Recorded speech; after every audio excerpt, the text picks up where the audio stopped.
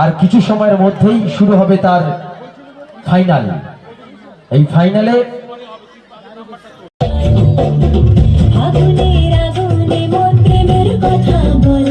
দেখে নিচ্ছি পরবর্তী শিল্পীকে মঞ্চে আছে রিশা মন্ডল।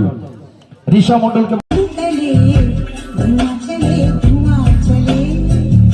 আর কিছু সময়ের মধ্যেই শুরু হবে তার ফাইনাল।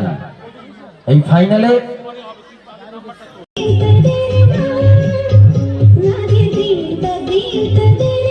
তোমার নাচ করে কেমন লাগলো? খুব ভালো।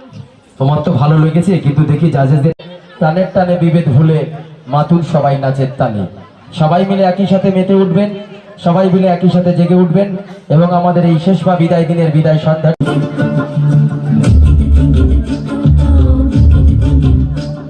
সবাই একটু জোরে হাততালি সবাই।